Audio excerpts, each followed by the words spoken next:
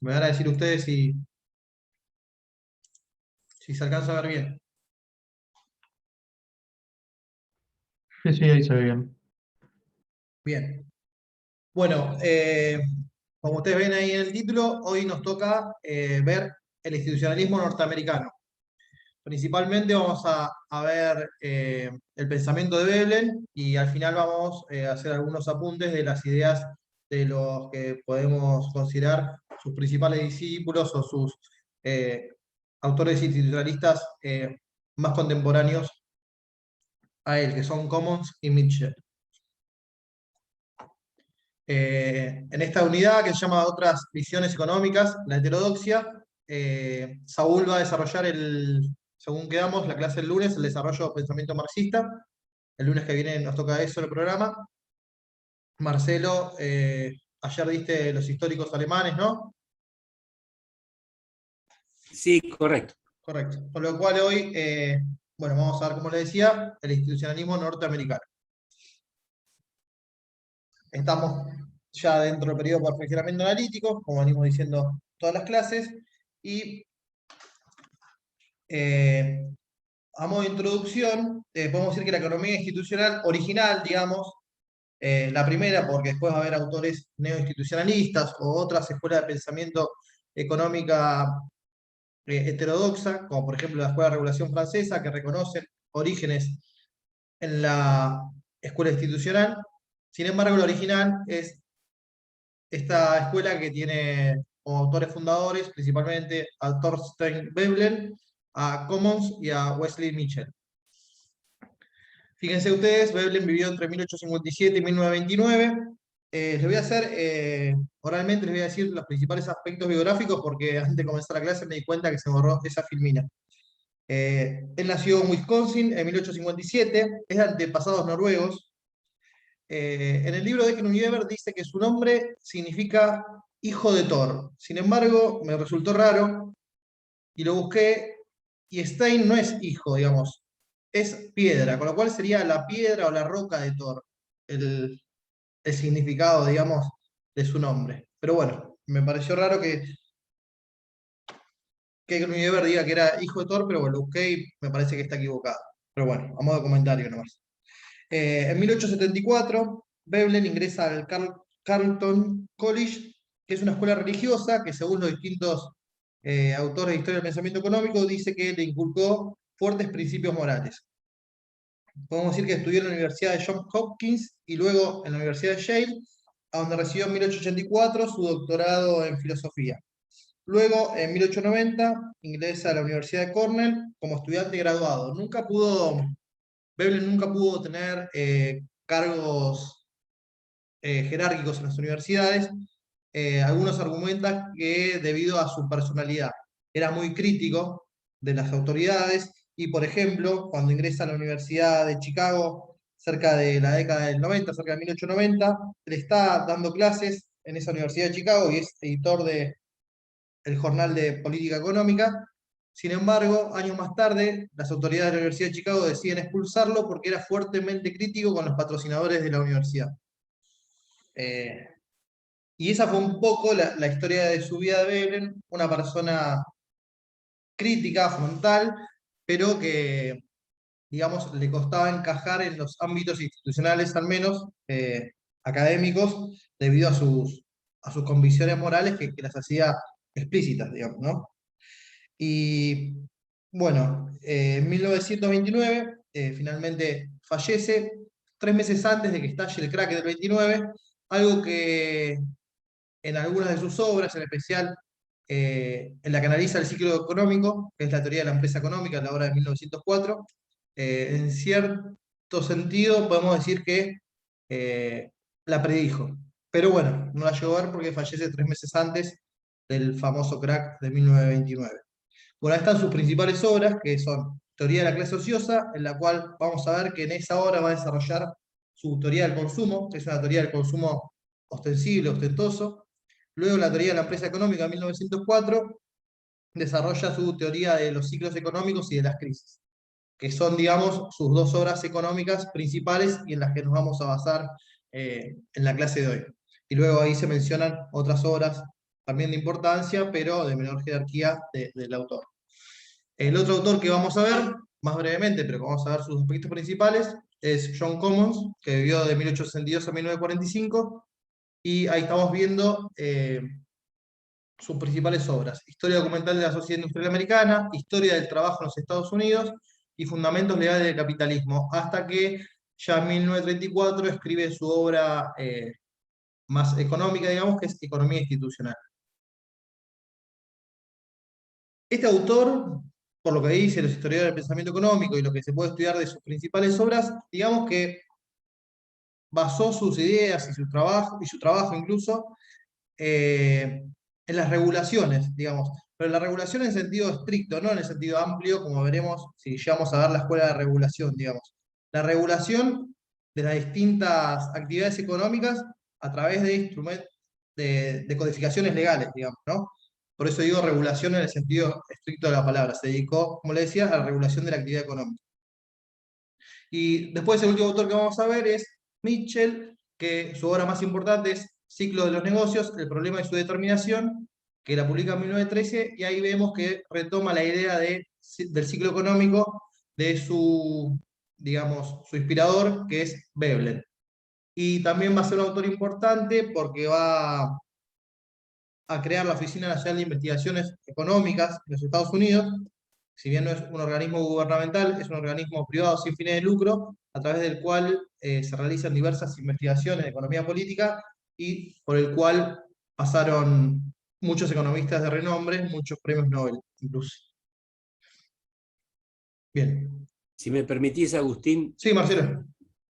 en el NBR, el National Bureau of Economic Research, ahí trabajó Kuznets, entre otros, y desarrollaron toda una serie de metodologías que después de la aparición del pensamiento keynesiano van a ser fundamentales para el sistema de cuentas nacionales, para la recolección de la información. Y cuando Keynes, lo poco que habla Keynes, o lo mucho que habla Keynes de ciclos, se inspira directamente en Mitchell.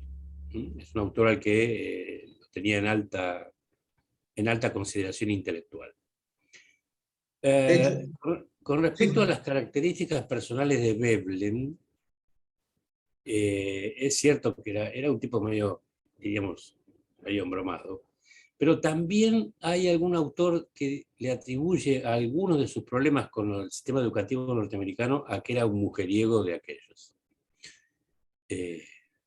Así que no estoy en condiciones de afirmar que así haya sido, pero al menos en un par de universidades le hicieron cuestiones con ese argumento, digamos. Edgar Univer dice: fue despedido en 1904 a causa de indiscreciones sexuales con estudiantes femeninas. Bueno, yo no sabía si era cierto o no, por eso no lo mencioné, pero es cierto que lo menciona. Sí, también para que vean que los economistas también son personas. Perdón, Agustín. No, está bien. Bueno, hecha esta presentación, en primer lugar, para comprender, me parece a mí, el pensamiento de Veblen y el institucionalismo en general, debemos conocer las críticas a la economía recibida, llama él, que era la economía ortodoxa de esa época, y al igual que Keynes, él llamaba clásica a la economía anterior a su tiempo, que incluía tanto la clásica como la neoclásica. Pensemos que él escribe ya su obra en 1899, la teoría de la clase ociosa, con lo cual ya para ese entonces, bueno, todo el desarrollo clásico ya digamos que tenía sus años, pero toda la revolución marginalista ya había pasado, e incluso Marshall ya había publicado sus principios en 1890, con lo cual su principal interlocutor, digamos, contra el cual él escribía, por decirlo de alguna forma, era la economía neoclásica y la clásica en general, a la cual él llamaba la economía recibida.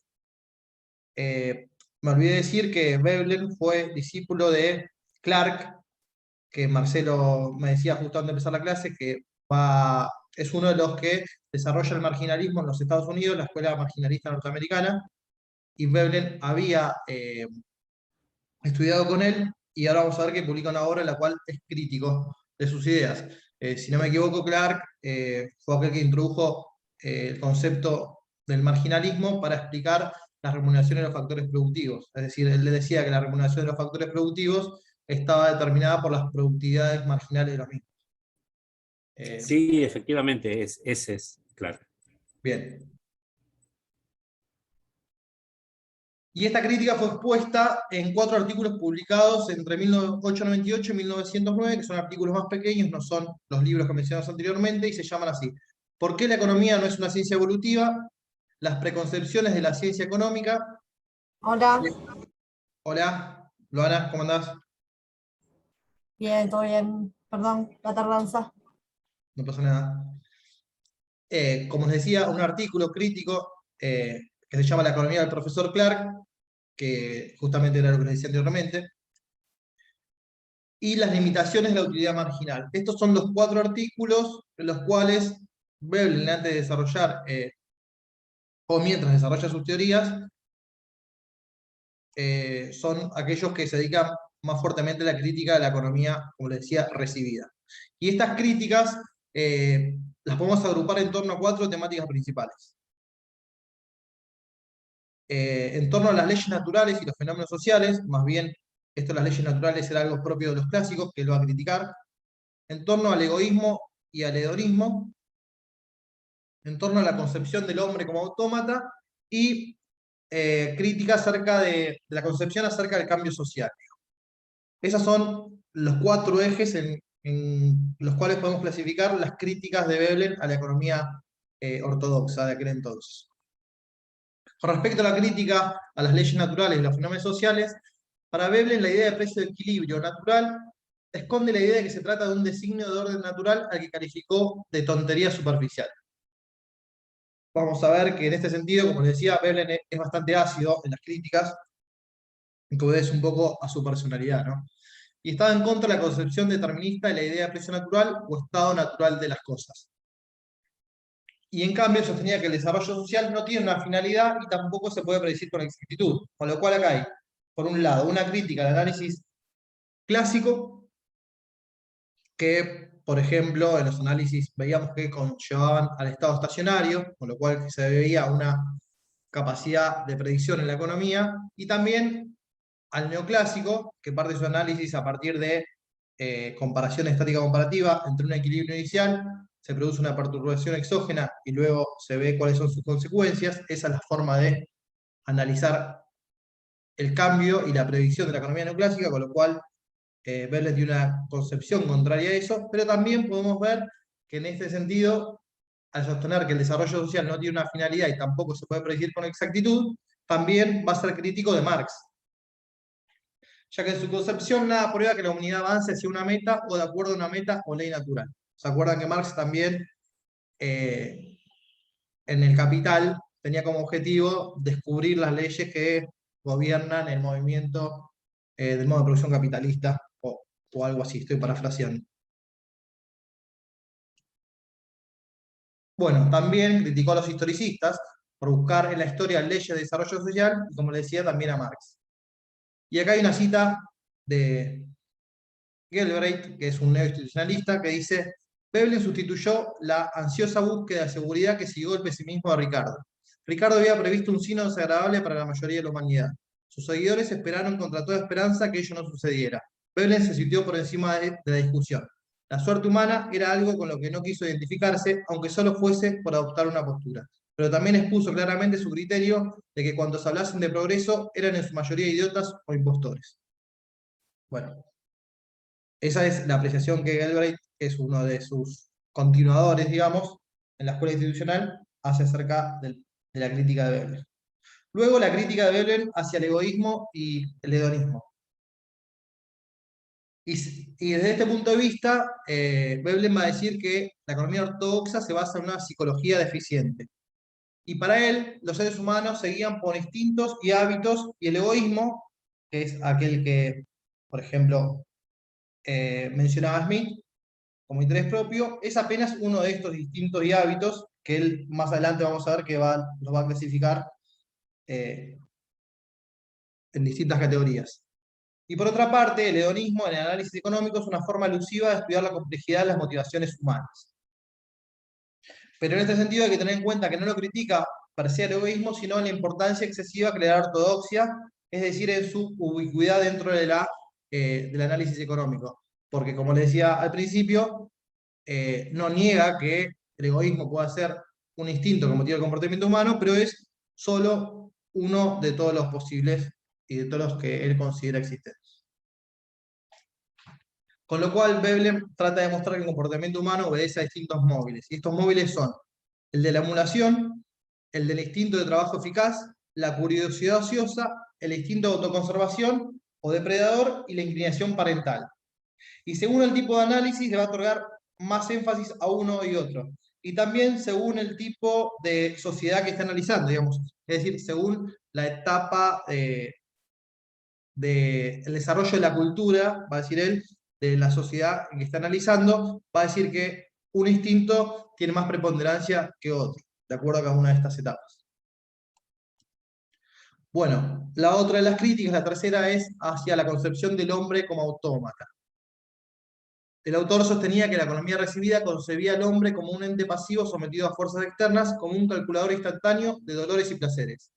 Y en sus propias palabras, el hombre es un calculador instantáneo de placeres y dolores que oscila como un glóbulo homogéneo de deseo de felicidad, merced al impulso de estímulos que lo desplazan por la superficie, pero que lo dejan intacto, sin antecedente ni consecuente.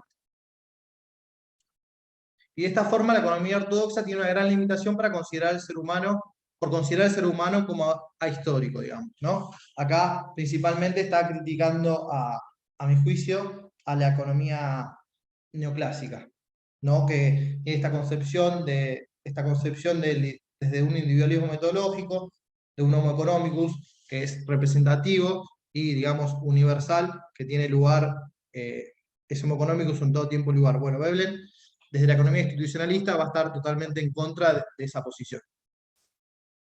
Bueno, la historia no la cambia, ni él puede cambiar a la historia, y el hombre solo reacciona como un autómata ante variaciones del ambiente, según la escuela ortodoxa. Y finalmente, la crítica que hace Veblen es acerca del cambio social. Y en este sentido, él sostenía que la economía ortodoxa tenía una visión primitiva del cambio basada en analogías mecánicas. Y va a criticar fuertemente la cláusula de ceteris paribus, y ahora lo explicamos. En el análisis de estática comparativa, mediado por la cláusula ceteris paribus, el cambio se analiza como variaciones en la situación de equilibrio inicial a partir de shocks exógenos que derivan en un nuevo equilibrio final. En estos términos, la variación continua de los parámetros no permitiría conocer el punto de equilibrio de llegada ni derivarlo del estado del equilibrio inicial. Y esta va a ser una visión simplista que no va a permitir ni explicar el cambio. Con lo cual, bueno, está totalmente en contra de este análisis de estática comparativa que hace fundamentalmente la escuela neoclásica, donde sabemos nosotros, porque la hemos estudiado, supone que todos los determinantes, o todos los determinantes menos uno van a permanecer constantes, y analiza cómo influye el cambio en uno de ellos. Dice que esta forma de aproximarse al análisis económico es muy simplista y no permite para nada explicar el proceso de cambio social. Y ya veremos que Veblen va a concebir el cambio social como una evolución entre instituciones y hábitos, que es una de las cuestiones centrales de su teoría. Bueno, ¿alguna pregunta hasta acá? Que terminamos la parte de lo que serían las críticas, antes de empezar más al desarrollo teórico propiamente dicho.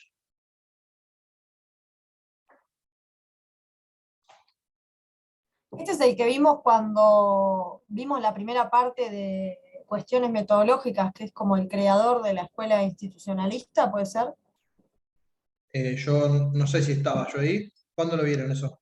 Sí, No, sí, con Luana, sí, sí. Marcelo, claro.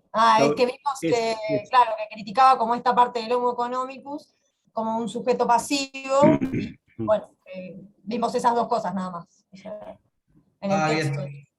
Eso que lo vieron al principio. ¿Y no hablamos también de la emulación en aquel momento? Eso no me acuerdo. No, no me acuerdo. Me parece que sí. Sí, sí, en la unidad 1. Claro, no. Sí. Sí. Ah, bien. Bueno, mejor ya lo tenían No, incorporado. es una cosa que comprobaba Mario sobre algunos aspectos metodológicos de autores seleccionados. Obviamente no puedes dar de todo, porque si no es otra materia, digamos, ¿no? Pero Claro. entre ellos estaba Veblen, estaba Mill, estaba Pierre Keynes. Mill, y estaba Robbins, Marshall, y estaba Marshall. sí. Y Keynes padre también. ¿Y qué es Ah, padre? bueno. Sí, la división entre normativa y positiva, sí. Pero Claro. eso hay un texto también en la unidad, en la 14, sobre eso también, sobre Keynes padre. Bueno, perdón. Bien. No, está bueno, mejor que ya lo tenían algo incorporado, por lo menos en la crítica metodológica. Con lo cual, el punto de partida y el enfoque de análisis de la teoría institucionalista va a ser completamente diferente al utilizado principalmente por la escuela neoclásica. Ahora sí vamos a explicar un poco el análisis institucionalista en qué consiste. Y luego lo que vamos a hacer es ver la teoría del consumo ostensible y la teoría de los ciclos económicos y de las crisis. Bien. A diferencia de otros pensadores radicales, Veblen se ocupó menos de las relaciones sociales y puso mayor énfasis a las motivaciones humanas. Y se centró principalmente en dos aspectos. Por un lado, las motivaciones de los consumidores, se dedicó a estudiar ese tema, y en estas recalcó que la búsqueda de estatus o estima social como fuente de consumo ostentoso, que va a ser uno de los pilares de su teoría del consumo. Y el otro aspecto del cual se centró, como les había adelantado anteriormente, era en el aspecto del cambio social. Y acogió una visión que predominaba entonces, una visión darwinista, pero va a aclarar que su visión no va a ser determinista, y también aplicó el concepto de selección natural al análisis de las instituciones, aunque no avalaba el darwinismo social de Spencer. Y también adoptó un enfoque multidisciplinario de la economía, combinando la sociología, la psicología y la antropología, digamos. Acá como que, en cierto sentido, podemos ver que vuelve a la concepción de los clásicos que tenían una visión más amplia, Adam Smith o Marx, de la economía, y no se basaban solo en la cuestión material para el análisis económico, ¿no? Sino que ampliaban su campo de acción y su visión. Como le decía, sí. Perdóname. Para estar seguro, ¿saben lo que es el darwinismo social de Herbert Spencer?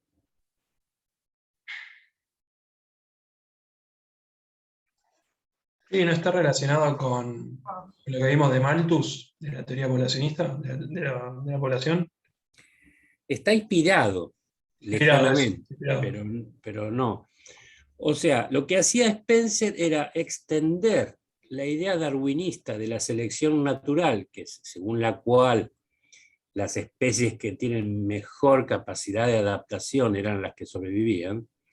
Lo que hace Spencer, que era un hombre conservador, es extender esto a la especie humana, pero no a escala de la especie, sino a la escala de los individuos. ¿Sí?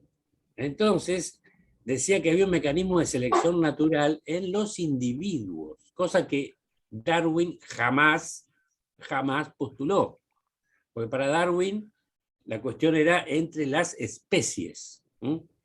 Entonces, si un tipo era pobre, según Spencer, y bueno, la selección natural lo había puesto en ese lugar y no había nada que hacer. Una visión horrorosa que compartieron todos los positivistas del siglo XIX. Por ejemplo, Sarmiento era un ferviente admirador de Spencer. Marshall era admirador de Spencer, bueno, y tantos otros. Bueno, es casi aristotélica o platónica la visión, ¿o no? Claro, como los romanos, iba a decir. Claro, pero lo que pretendía Spencer es que tenía un basamento científico, que era el darwinismo. Claro. Con consecuencias políticas bastante nefastas, digamos. Nefastas, absoluta y totalmente. Eso era el darwinismo social, que fue, no voy a decir hegemónico, pero que sí fue muy hegemónico entre las clases dominantes, por lo menos hasta la Primera Guerra Mundial.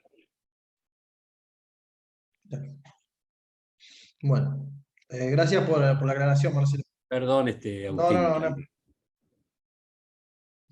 Bueno, como les decía, el análisis de las motivaciones de los consumidores va a dar lugar a la teoría del consumo extensible, por un lado, y enfocarse en el análisis del cambio social va a dar lugar a la teoría de los ciclos económicos y de las crisis, que es lo que vamos a ver en breve. Bien, el principal interés de Veblen podemos decir que era el estudio del comportamiento humano regulado por las instituciones, concebidas estas como un conjunto de hábitos o ideas establecidas. Y más precisamente el autor va a decir, hago una aclaración, hoy el concepto de instituciones en la sociología es un término más amplio, más abarcativo de lo que Veblen consideraba instituciones en aquel entonces. Porque Veblen considera que las instituciones son, en sustancia, hábitos mentales predominantes con respecto a relaciones y funciones particulares del individuo y de la comunidad. Esa es su definición estricta de instituciones. Y Veblen adoptó su análisis económico un enfoque psicológico más amplio que el de la economía ortodoxa, como habíamos dicho antes en la crítica que le hacía a esta. Y acá repetimos los 5 instintos principales que guiaban la conducta del ser humano. El trabajo eficaz, el de la emulación, que ustedes dijeron que creo que lo habían visto anteriormente, o tendencia a seguir la conducta del grupo de referencia e imitarla de los pares, esto va a ser importante en su teoría del consumo, el de curiosidad ociosa o inclinación al saber desinteresado, el de inclinación paternal, que es preocuparse por el bienestar futuro de la descendencia, y el de la conservación. Esos son los 5 móviles, los 5 instintos que van a guiar el comportamiento humano. Según Veblen, por supuesto, ¿no? Bueno, esta se repite, hay una femenina repetida. Bien, entonces el enfoque general de esta teoría, y acá voy a seguir a 2 autores institucionalistas de acá en Argentina, Figueras y Moreno, al final va a estar la cita en la bibliografía, sería el siguiente. El comportamiento humano es guiado en distinta medida y según el caso y circunstancias por los instintos. Esto en distinta medida y según el caso y las circunstancias era de acuerdo a las distintas etapas culturales que va a atravesar la sociedad. Les comentaba, va a predominar más uno u otro instinto. Y estos instintos se manifiestan en determinados hábitos dependiendo también del proceso sociohistórico. Estos hábitos, a su vez, se van a cristalizar en instituciones, que son obra a la vez de los individuos y de la sociedad. Son las instituciones las que forman proporciones colectivas o patrones de comportamiento social. Y, asimismo, las instituciones se forman y modifican en interacción entre el comportamiento de los individuos y las circunstancias sociales. Es decir, que la estructura y la agencia se codeterminan, coevolucionan. Y acá tenemos un grafiquito como para, bueno, ahí está la cita que les decía, de estos autores, como para ver el enfoque general de Veblen. Tenemos que los instintos van a moldear el comportamiento individual, que van a crear los hábitos por un lado, a su vez, estos van a dar lugar a la conformación de instituciones, que también las instituciones se van a codeterminar con las circunstancias materiales del momento. Y va a haber una retroalimentación entre las instituciones y el comportamiento individual, generando lo que Veblen llama preconcepciones. Con lo cual lo que vemos acá es un sistema que se retroalimenta constantemente y que va coevolucionando. Y acá los autores dicen que podemos comprender que las instituciones en sentido amplio se basan y se modifican de acuerdo con las circunstancias materiales y a través de la formación de propensiones colectivas o patrones de comportamiento social. Afectan y guían el comportamiento individual que no es optimizador, sino rutinario y basado en hábitos. Esto que no es optimizador, digamos, también hace una diferencia con el comportamiento individual de la economía neoclásica. Y luego, Veblen nos va a decir que la interacción entre instituciones a través de un proceso de coevolución mutua es la que conllevará al cambio social. Entonces podemos afirmar que la visión vebeliana del cambio social es una visión evolutiva del cambio institucional. Vamos a ver que Veblen hace una clasificación de 2 tipos de instituciones, creo que la próxima filmina, y nos va a explicar que la coevolución e interacción entre estas 2 instituciones es que va a tener lugar el proceso de cambio social. Y en particular, en el análisis del capitalismo de su época, esta obra Veblen, dijimos que la escribió en 1899, la del consumo en 1909, creo, la de los ciclos económicos. Veblen identificó 2 tipos de instituciones, las cuales poseen una dinámica propia. Y ahí vemos, por un lado, que tenemos lo que él denominó instituciones ceremoniales y las otras son las instituciones tecnológicas. Las ceremoniales, en algunos textos, también se llaman pecuniarias. Pero bueno, les aclaro, si ven pecuniario o ceremonial, está haciendo referencia al mismo tipo de instituciones. Y acá ven cómo las instituciones, entre ellas mismas, van a interactuar y van a coevolucionar dando lugar al proceso de cambio social, pero a su vez las instituciones van a ser influenciadas por los comportamientos individuales que se basan en los instintos del ser humano, es decir, el comportamiento individual se va a basar en el análisis psicológico que hace Veblen del ser humano y las 5 motivaciones que tenía el individuo según el propio autor, ¿no? Bien, ¿cuáles son las características principales de las instituciones tecnológicas? En este tipo de instituciones va a predominar el instinto de trabajo eficaz. Y Veblen la va a llamar instituciones industriales o simplemente el proceso de la máquina. E incluyen en este tipo de instituciones las artes mecánicas, los métodos de producción y organización, y los inventos e innovaciones. Y en las instituciones ceremoniales va a primar el instinto de emulación.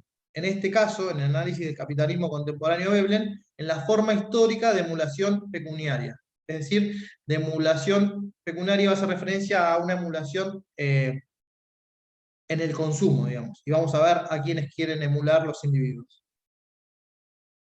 Este tipo de instituciones ceremoniales están relacionadas con la propiedad y son un resultado sedimentado del cambio técnico e influyen en el uso de la tecnología obstaculizándola o estimulándola.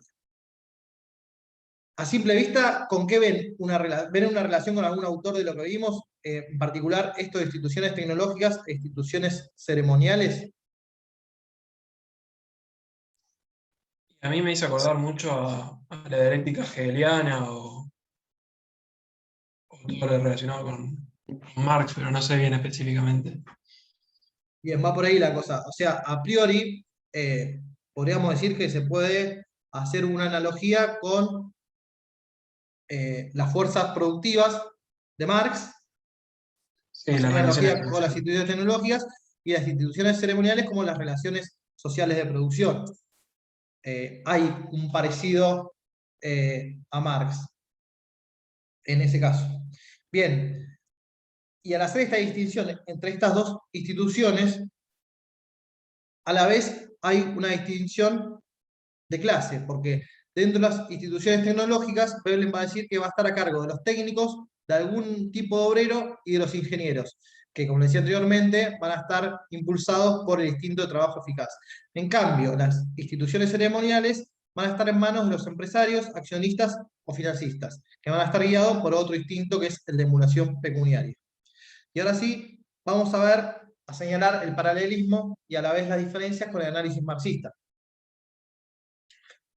Como les anticipaba anteriormente, vemos que las instituciones tecnológicas se puede hacer a priori una analogía con el concepto de fuerzas productivas de Marx y las instituciones ceremoniales con las relaciones sociales de producción. Sin embargo, los institucionalistas destacan la influencia recíproca entre ambas instituciones.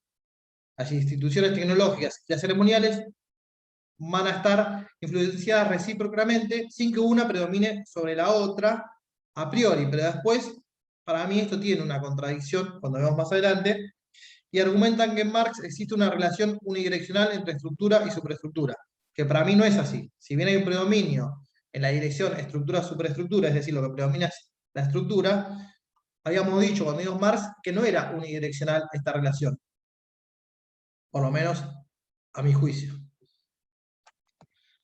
Y la de Veblen es una visión evolutiva, no determinista y sin finalidad del cambio social. Acá sí tenemos una diferencia sustancial con el análisis marxista.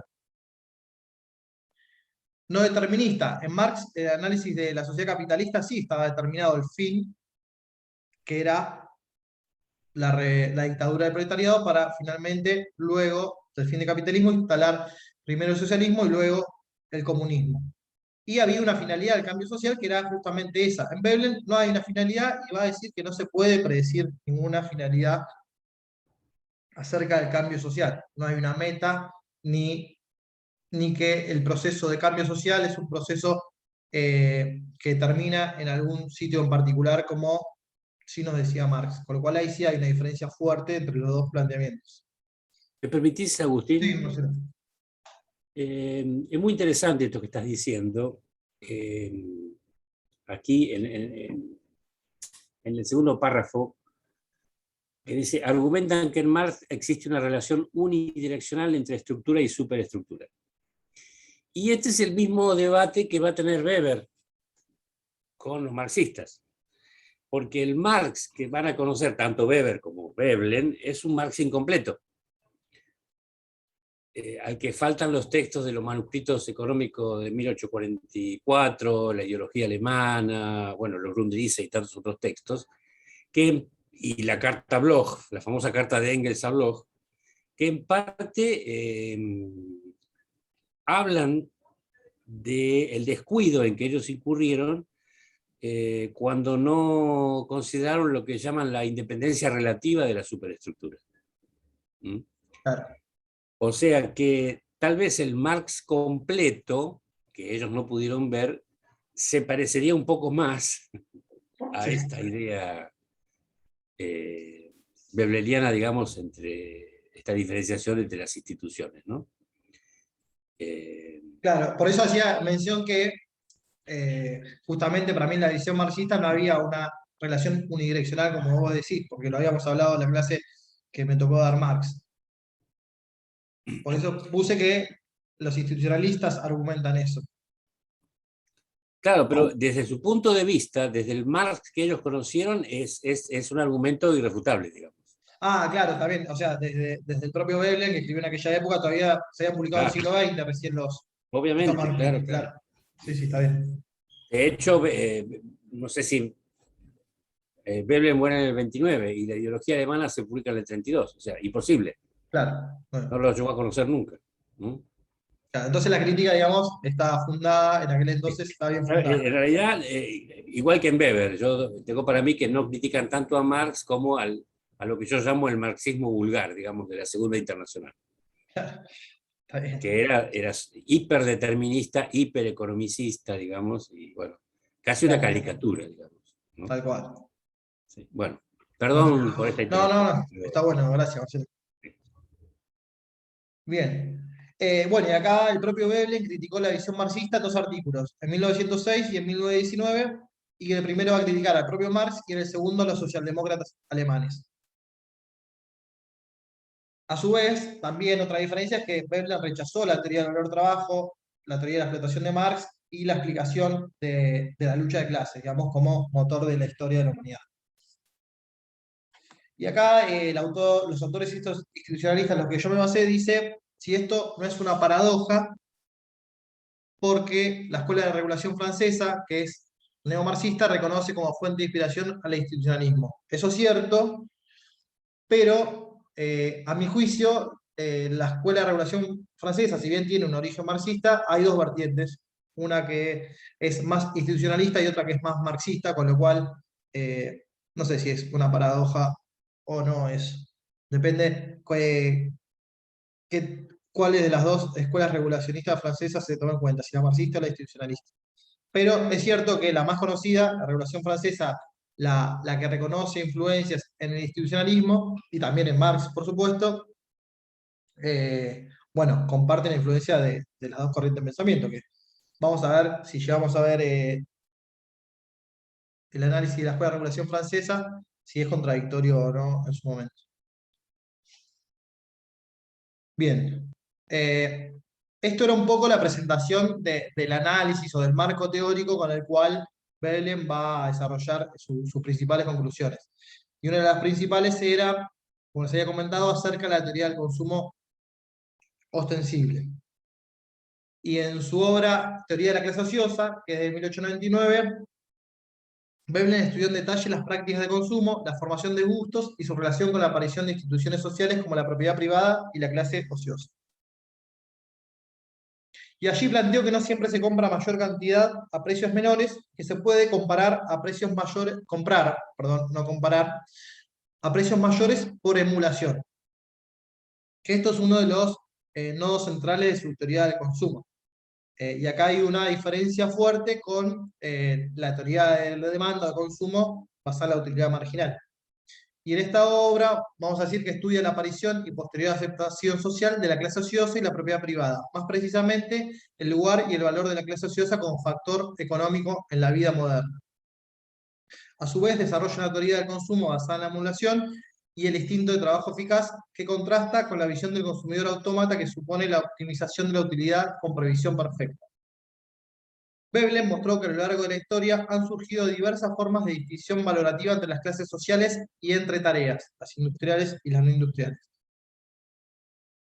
Y va a distinguir una serie de etapas históricas, que fueron aquellas que más o menos les fui mencionando al principio, que se fueron sucediendo a lo largo del tiempo.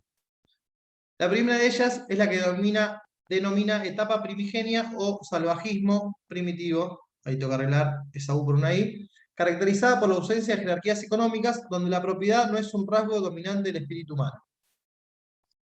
Luego caracteriza la etapa de la cultura bárbara, que según él consta de dos fases sucesivas. La primera es el estado predatorio, en el cual domina el espíritu belicioso y el egoísmo es el aspecto dominante. Y luego sobreviene una etapa avanzada o cuasi pacífica, en donde se observa la paz y el orden y un antagonismo de clases matizado por los métodos comerciales modernos. Fíjense cómo las distintas etapas van siendo caracterizadas de acuerdo a cuál es el instinto que va predominando, ¿no? Lo que les decía anteriormente, no siempre predomina el mismo. Y finalmente, la última de su tiempo, la que él llama cultura industrial o pecuniaria moderna. Y en las relaciones humanas priman las formas pacíficas de distinción. La clase ociosa alcanza su máxima expresión y llega al culmen la institución de la propiedad privada. Y esta última es la que él va a estudiar en su teoría del consumo ostensible. Como veremos en la introducción, que es el capítulo 1 de su obra, Veblen argumenta que la primera forma de propiedad estuvo asociada a las hazañas y trofeos de la guerra. Luego, en el siguiente capítulo, señala que a medida que la actividad industrial desplaza a la actividad depredadora, la acumulación de riqueza o de cosas reemplaza la propiedad de personas como base de reputación de clase y la estima individual. Si bien la diferenciación en el consumo como distinción valorativa se remonta a la fase bárbara inicial, el consumo de bienes como muestra de fortaleza pecuniaria es posterior. Es un fenómeno eminentemente moderno porque la lucha pecuniaria tiene sentido solo cuando hay un excedente, el cual es particularmente evidente con el advenimiento de la sociedad industrial. Y fíjense cómo los instintos van predominando, ¿no?, de acuerdo también a la evolución, digamos, de las condiciones materiales de la institución de tecnología. Es decir, va cambiando la predominancia de un instinto u otro que guía el comportamiento de los humanos, de acuerdo a también cómo va evolucionando la institución tecnológica, y que en este caso, en la época contemporánea a Veblen, esa aparición de excedente debido a la evolución técnica de los procesos productivos es la que hace que el consumo empiece a tener una distinción valorativa en la sociedad. Y explica por qué la distinción valorativa se basa en el consumo, y que una cita de él que dice: sí, como se supone a veces, el incentivo para la acumulación fuese la necesidad de subsistir o de comodidad física, sería concebible que en algún momento futuro, con el aumento de la eficiencia industrial, se pudiera satisfacer el conjunto de necesidades económicas de la comunidad. Pero como la lucha es sustancialmente una carrera en pos de la reputación basada en la comparación valorativa, no es posible aproximarse siquiera a una solución definitiva. Bien. Y acá, en una palabra te están corriendo el arco permanentemente. exactamente. Fíjense que él, en términos físicos, digamos, en términos productivos, como que está dejando traslucir que podríamos satisfacer las necesidades de todos, dado el desarrollo de la técnica de aquel entonces. Sin embargo, las motivaciones que van a dominar el proceso productivo hacen que no sea así. No sé si se entiende un poco lo que está diciendo ahí.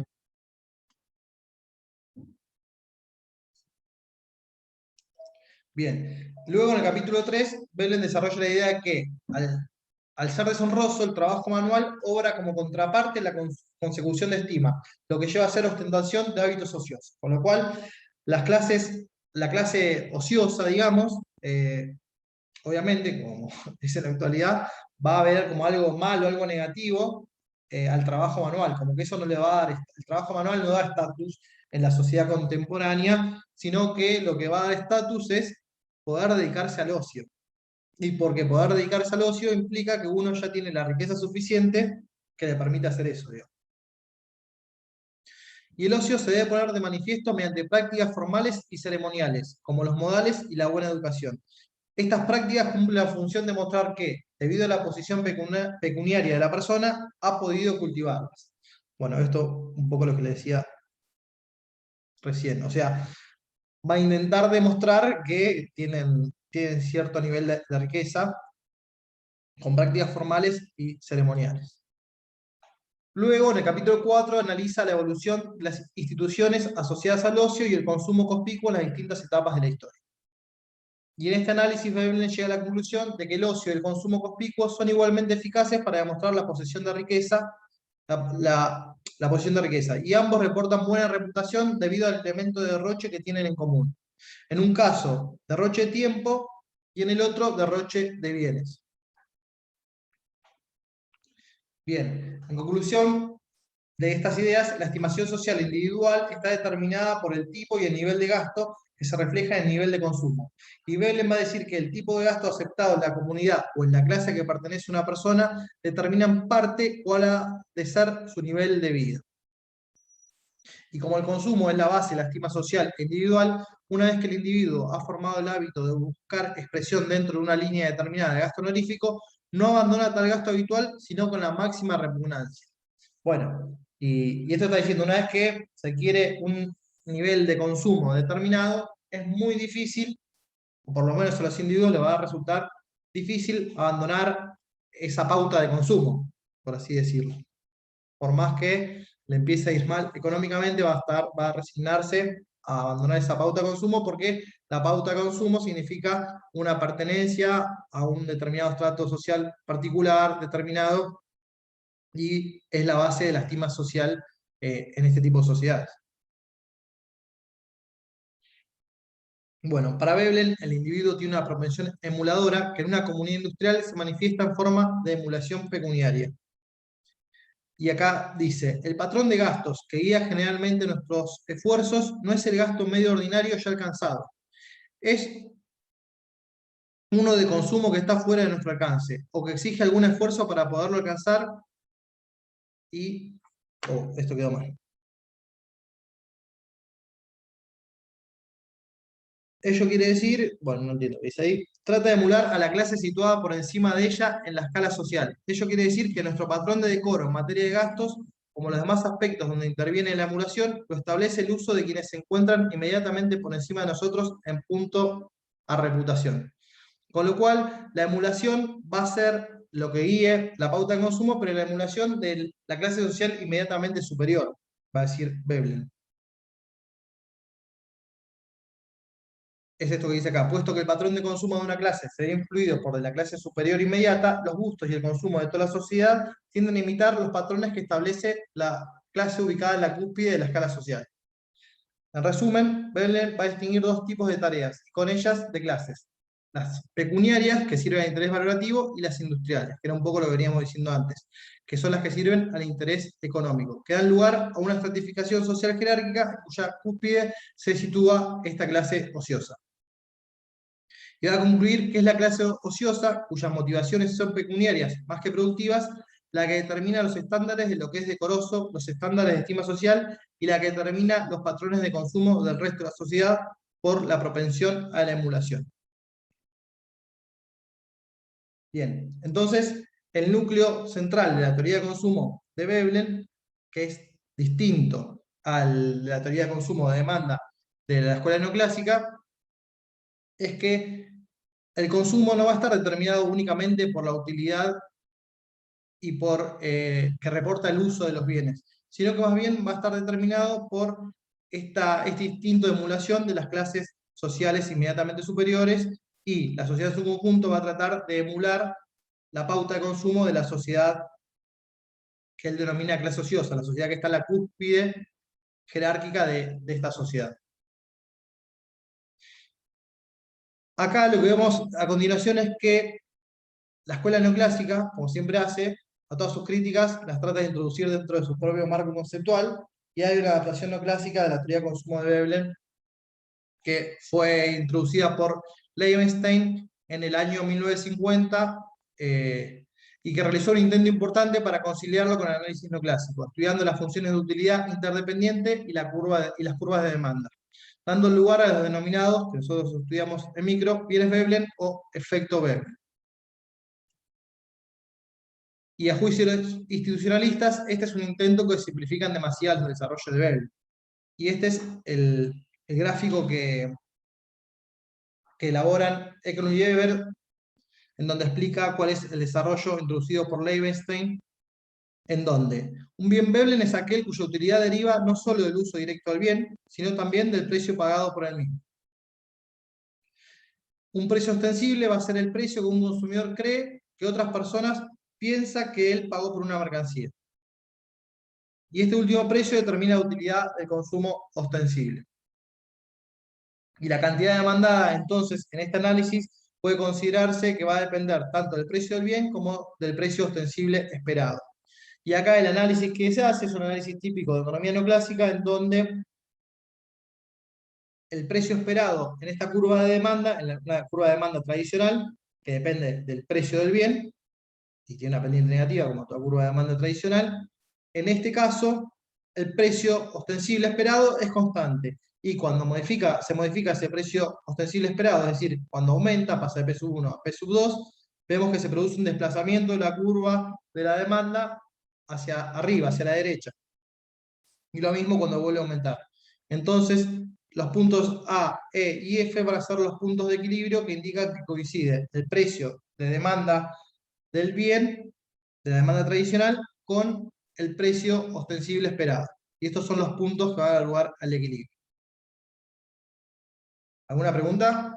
Perdón, Agustín, no puedo dejar de mencionar que el marketing trabaja también, o al menos algunas escuelas de marketing trabajan también con curvas de demanda dependiente positiva.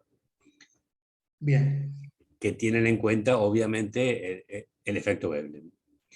Eso por un lado. Y por otro lado, también hay otro autor que antes de Leibenstein trabaja sin citarlo con,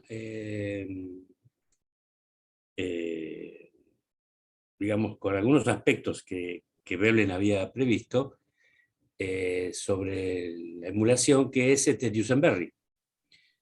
Duesenberry es un economista que, para explicar la paradoja de Kuznets, en el sentido de que hay una coexistencia aparente entre una función de consumo de corto y una de largo plazo, desarrolla una teoría que se llama teoría del ingreso relativo, que obviamente la ortodoxia la dejó rápidamente de lado, donde introduce la emulación y el consumo como un hecho social. Aunque introduce funciones de utilidad que tienen que ver con cómo se posiciona cada individuo con el grupo social con el cual se siente identificado, que no es necesariamente el grupo social con el cual pertenece, con el cual ahí tenemos claramente un elemento de Veblen citándolo, ¿no? Claro. En los textos más modernos de Macro no aparece la teoría del ingreso relativo. En el texto de Ackley está muy, muy bien explicada y realmente es una teoría muy interesante, ¿no?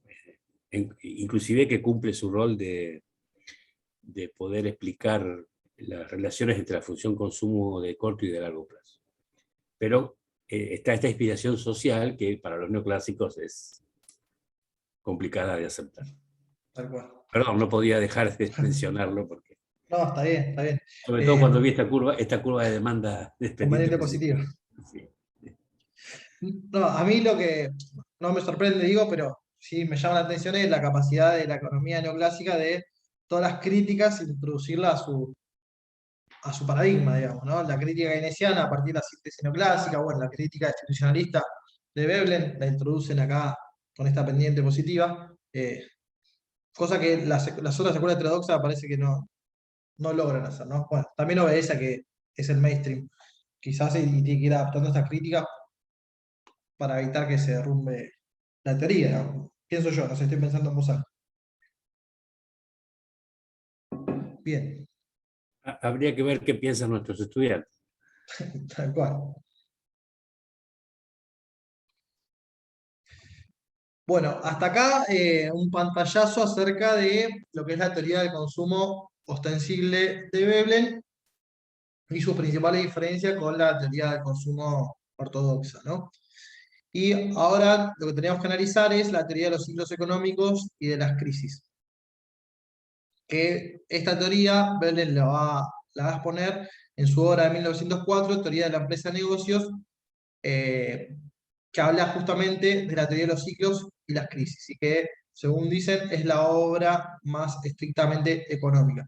Las otras tenían más elementos de psicología, como fuimos viendo, de antropología o de sociología. Esta es su obra más propiamente económica, que es la teoría que nos desarrolla la teoría de los ciclos y las crisis. Bien, Veblen, acá otra similitud con Marx, consideraba que los ciclos económicos son endógenos a la organización pecuniaria, es decir, al sistema económico moderno. Y veía el cambio económico y social como resultado de la interacción entre las instituciones tecnológicas y ceremoniales, que era un poco lo que habíamos adelantado cuando presentamos la teoría institucional.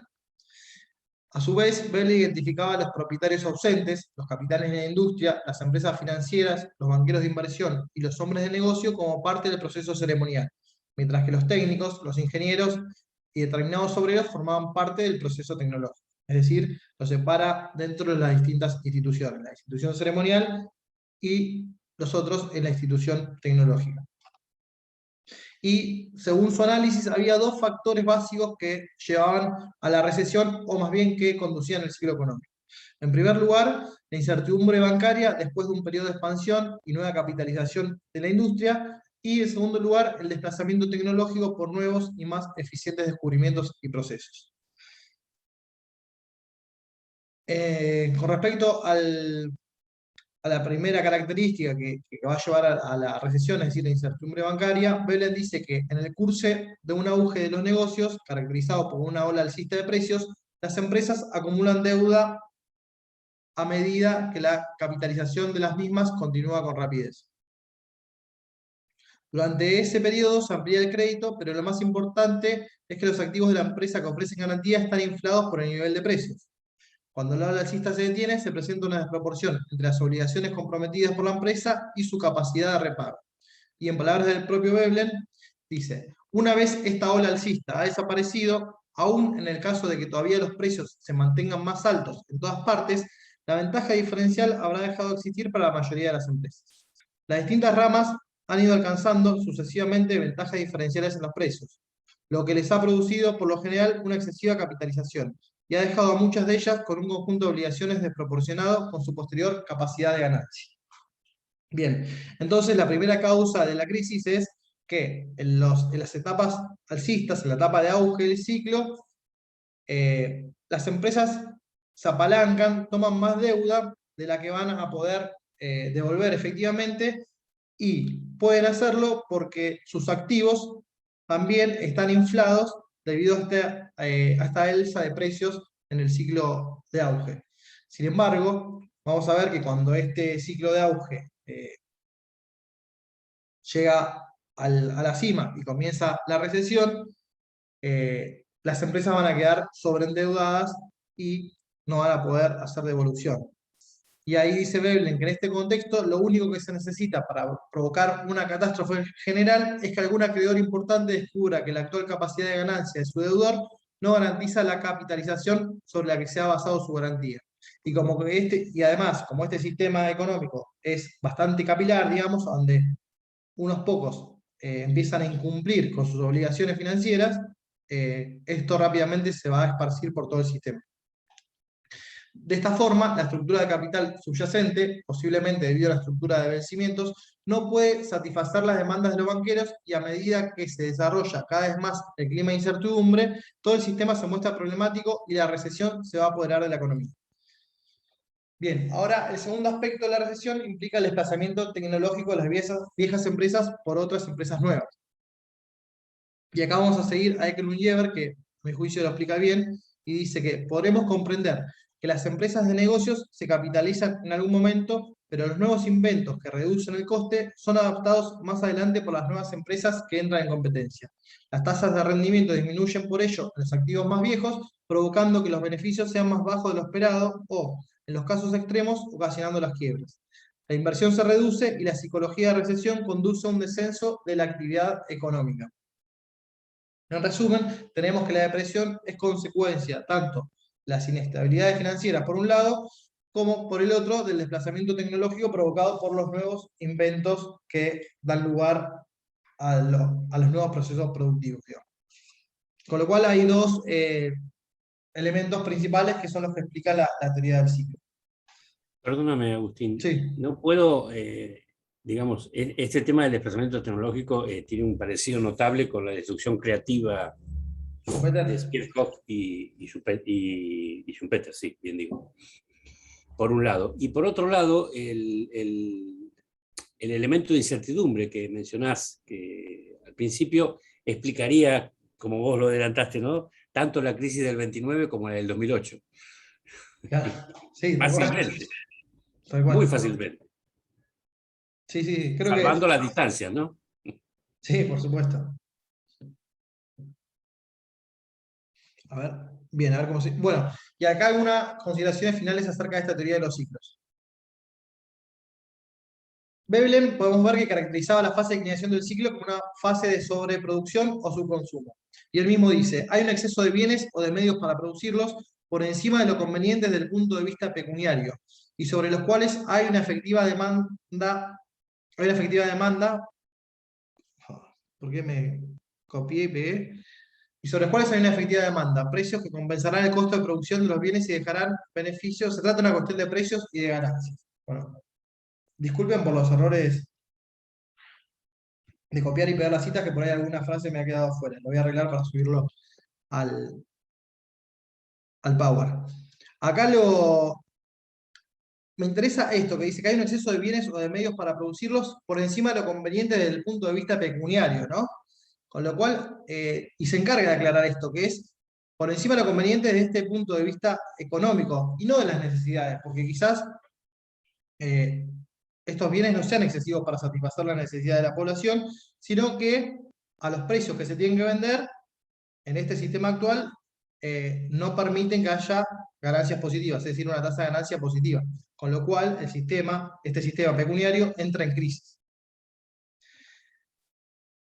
Y a su vez, Veblen va a considerar que estas crisis pueden ser atenuadas por la creación de coaliciones comerciales o trust de empresas, la emisión monetaria y la extensión del crédito, o bien por un flujo continuo y creciente de gasto improductivo que mantenga el alza en precio, como por ejemplo puede ser el gasto militar. Y acá lo que vamos a ver también otra similitud con Marx. Y Eckert también dicen, después de ciclos progresivos, la industria capitalista se convertía progresivamente en una industria con mayor número de fusiones, exactamente de la misma manera que se predecían las leyes marxianas de la concentración creciente y la tasa de creciente de ganancia. Con lo cual vemos otra analogía o otra similitud con la teoría marxiana, ¿no? Marx predecía la concentración creciente de capital y también, por supuesto, la tasa de creciente de ganancia, que es aquella que se da cuando se introducen los nuevos procesos productivos y las empresas que no pueden introducir estas innovaciones quedan fuera del mercado. Con lo cual, son los últimos comentarios que había dejado para esta aplicación de la teoría de los ciclos económicos. Bueno, esto sería todo hasta acá de Veblen, digamos, ¿no?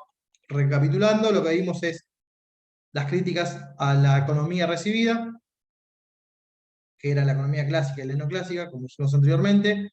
Luego presentamos su desarrollo teórico y el enfoque con el cual iba a analizar, por un lado, la teoría de consumo ostensible y finalmente la teoría de los ciclos económicos.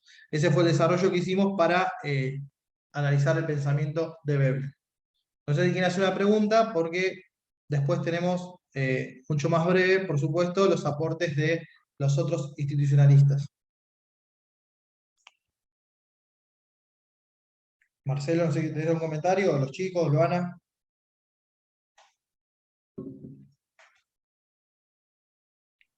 No, por mi parte nada más. No, por mi parte sigamos también. Bien. Bueno, el otro autor, como habíamos anticipado al principio, es John Rogers Commons.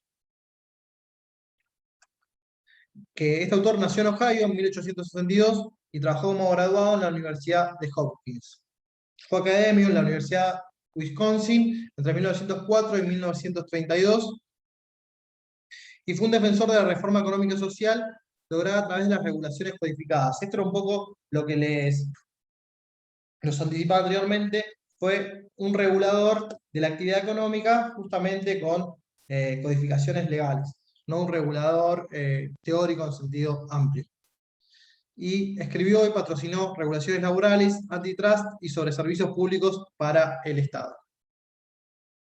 A su vez, realizó un esmerado trabajo de acopio minucioso de información que lo convirtieron en el cronista de la historia laboral de América. Esto es una cita que está en el apunte de cátedra.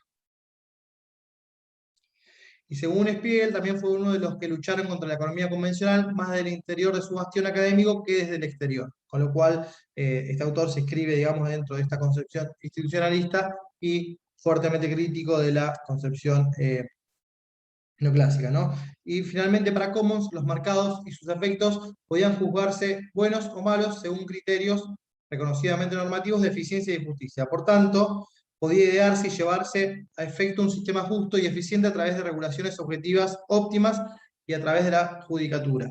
Era algo con lo que Veblen no estaba completamente de acuerdo, ¿no? Ahí había una discrepancia entre los dos autores y Veblen no creía que el sistema económico podía, digamos, regularse de esta forma y llevar de un sistema que era malo o menos justo a un sistema más justo, digamos, ¿no?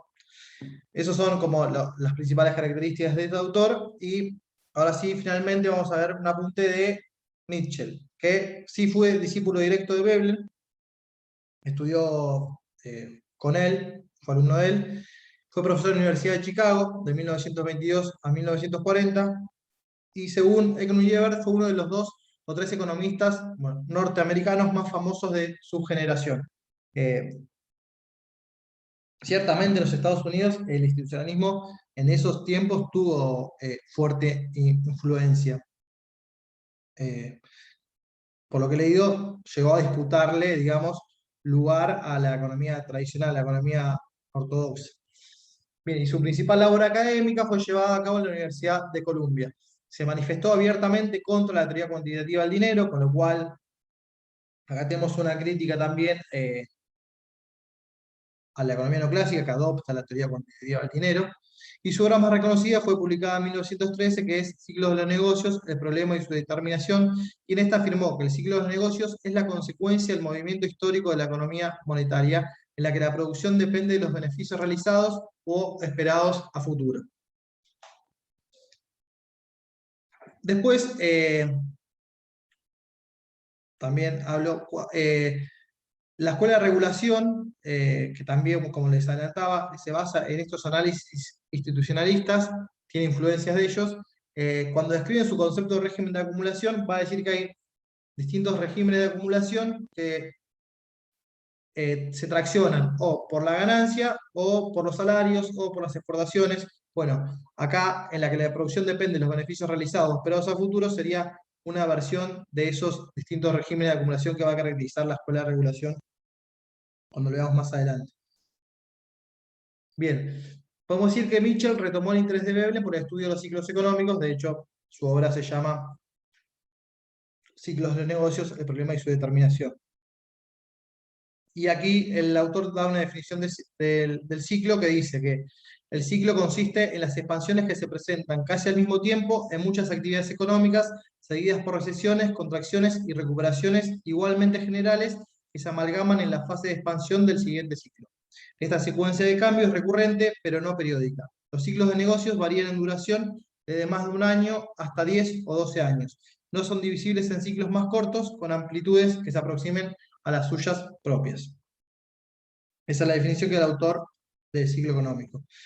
Y luego Spiegel va a decir que, mientras economistas convencionales evocan quizás una mano invisible o diseñan un modelo idealizado de una economía competitiva, en la que el comportamiento económico racional tiende a maximizar el bienestar, la dicotomía de Mitchell entre hacer productos y hacer dinero está basada en el reconocimiento explícito de que hay diversas maneras de hacer dinero que no contribuyen en ninguna forma al bienestar de la nación o que la afectan en forma adversa. Es decir, que entre los arriba mencionados, hacer productos, hacer dinero, y la workmanship, habilidad para el trabajo, y wastemanship, habilidad para el derroche, vebelianas, existe un cerrado vínculo conceptual. Con lo cual, acá lo que está diciendo Spiegel que es, digamos, un fiel discípulo de Veblen, que era lo que habíamos dicho. Habilidad para el trabajo era, yo creo que lo introduje como una de las motivaciones basadas en el trabajo eficaz o algo así. Bien. Y por último, Mitchell fue creador de la Oficina Nacional de Investigación Económica, porque antes de crear esta Oficina Nacional de Investigación Económica, la NBR, que es el National Bureau of Economic Research, él intentaba contrastar sus propias teorías, su análisis, que estaban basados en Veblen, con datos empíricos, ¿sí? Entonces, cuando se dio cuenta que esta cantidad de información que iba juntando era demasiada y excesiva para una sola persona, fue que creó esta Oficina Nacional de Investigación Económica, que en la actualidad sigue, y uno de hecho puede acceder a la página y tiene cantidad de estadística sobre diversos temas de la economía norteamericana, ¿no?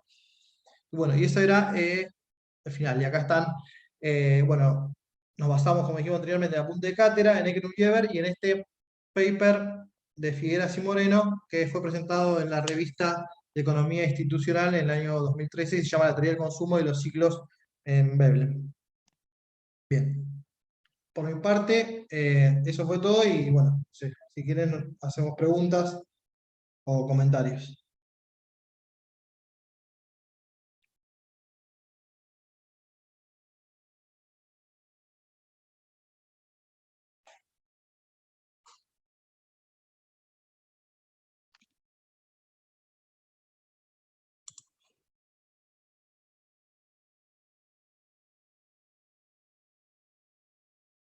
¿Alguna cuestión que haya quedado más en el tintero, más de la cuestión teórica o del...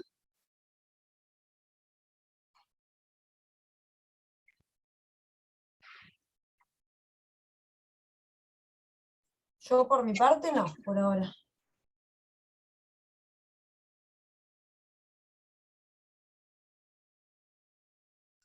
A mí me interesa saber estas ideas, en qué forma el institucionalismo sigue ahora presente, si es que está presente en Estados Unidos de alguna forma, porque es como bien contrario a lo mainstream, como bien decías, Agustín, y si es que se encuentra presente, no sé, en el presidente actual de Estados Unidos, en alguna de sus políticas, o de alguna forma, porque desconozco, la verdad. Yo con respecto al... en términos teóricos, bueno, yo siempre insisto con la cuestión de la escuela de regulación, porque es el marco teórico que yo sé para mi tesis, y lo domino más o menos, pero también hay, digamos, se puede decir que están los que son los análogos a la escuela de regulación francesa en Estados Unidos, que son los radicals norteamericanos, que son aquellos investigadores de la estructura social de acumulación. Así como la escuela de regulación francesa tiene su término de régimen de acumulación para caracterizar a, a una etapa económica que se encuentra entre dos crisis dentro del modo de producción capitalista, los radicales norteamericanos tienen el concepto teórico de estructura social de acumulación. Y estos radicales norteamericanos reconocen también influencias en el institucionalismo norteamericano. Y uno de sus principales expositores se llama Reich, y por lo que yo sé fue ministro de Trabajo Clinton. Bueno, y hay que ver las políticas que llevó adelante Clinton, digamos, Clinton justo estuvo en el auge y en el predominio total del neoliberalismo, pero digamos que es Reich, de este teórico radical norteamericano, es bastante progresista, digamos, y siempre está en defensa de los trabajadores y de la regulación a favor de ellos, y fomenta la participación en los sindicatos, y ese estilo. Eso es lo que le puedo decir yo, digamos, de cuál es la influencia que hay en Estados Unidos del análisis institucionalista en términos teóricos, y este es el único que conozco que es uno de los teóricos que tuvo función pública. Es un ejemplo nomás, pero bueno, no sé si Marcelo tiene algún otro conocimiento. Pero si les interesa estudiar los radicales norteamericanos, ahí van a encontrar. Bueno, hay varias universidades, o sea, hay varias universidades donde hay neoinstitucionalistas, digamos. El continuador más importante de los institucionalistas clásicos fue Galbraith, que ya falleció, y hoy es su hijo, que también es economista, y que suele encontrarse algunos artículos muy interesantes traducidos de Galbraith Jr., digamos. Y había otro más que también falleció, Clement Ayres, que logró que una universidad del sur de Estados Unidos, bueno, actúe bajo esta escuela económica y que tenga un journal también, una publicación periódica donde se trabajan temas de economía institucionalista. Obviamente con el auge republicano no ocupan cargos de poder, digamos, pero bueno, existen en el panorama académico norteamericano y hacen sus críticas. Probablemente no nos lleguen a nosotros, digamos, de la misma forma que nos llegan los ortodoxos, ¿sí? Pero cuando ellos se reúnen, en la American Economic Association nuclea economistas de cualquier orientación, no hace falta ser ortodoxo, digamos, para estar ahí. En sus reuniones tienen debates interesantes. Hay un documental justamente de Robert Reich, que si quieren ver algo más dinámico, más que leer, que se llama, que está en Netflix incluso, ahí lo estaba buscando, que es Salvando el Capitalismo, Saving Capitalism, y lo protagoniza él, digamos. Si lo quieren ver, ahí tienen un autor actual que hace política y que tiene influencia institucionalista, digamos. Y bueno, Clinton se tuvo que hacer cargo del desastre que habían dejado los republicanos, gobernó 8 años y no logró imponer a su vicepresidente, que bueno, le virlaron la elección. Eso también hay que En Florida, ¿no? En Florida, sí. Después vino Bush Jr., pero Clinton entregó la economía norteamericana con pleno empleo de los factores productivos, con déficit comercial y con con superávit comercial y con superávit fiscal. Sin dejar de hacer todas las tropelías que hace cualquier presidente norteamericano en el resto del mundo. Eso también hay que decirlo, porque bombardeó Libia, bueno, mató a un hijo de Gaddafi en aquel momento, etc. O sea que, desde el punto de vista yanqui, Clinton fue un gobernante eficaz, digamos. Y el prestigio que el tipo perdió fue por una cuestión absolutamente privada, digamos, que en otros países no interesaría un corno, digamos. Pero ignoro si una parte importante de ese éxito se debe a las políticas que recomendó Reich, digamos, pero bueno, así fue. Bien. Acaba el señor Mancini. Así fue.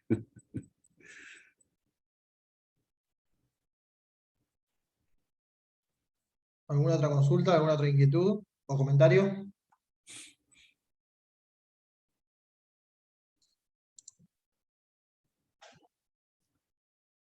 Cortar la grabación. Bien.